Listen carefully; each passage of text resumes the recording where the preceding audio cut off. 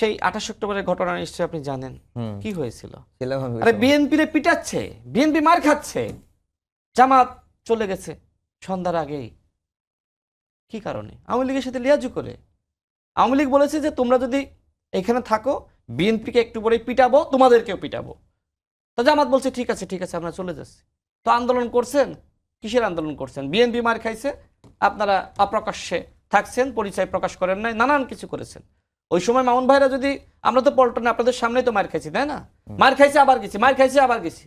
আপনারা যদি আমাদের সাথে নামতেন না তাহলে তো হাসিনা এই 24 সাল পর্যন্ত থাকে না, এইভাবে ক্রসফায়ার করে গুম খুন করে মানুষকে এইভাবে হত্যা করতে পারে না। তো যাই হোক, বিএনপি তো মাঠে ছিল, হ্যাঁ বিএনপিকে অত্যাচার করছে, নিপীড়ন করছে, বিএনপি সবসময় মাঠে ছিল।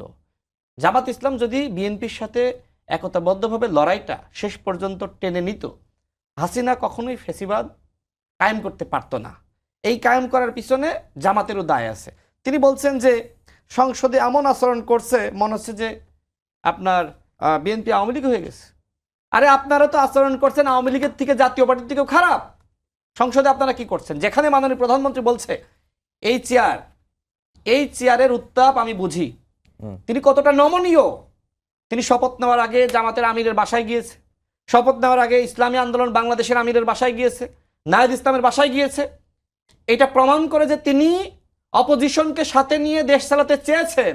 আর সে আপনারা সারাদিন সংস্কার বিরোধী, প্রতারণা, মিথ্যাচার করছেন, গণভোট নিয়ে মিথ্যাচার করছেন, জুলাই জাতীয় সনদ নিয়ে মিথ্যাচার করছেন।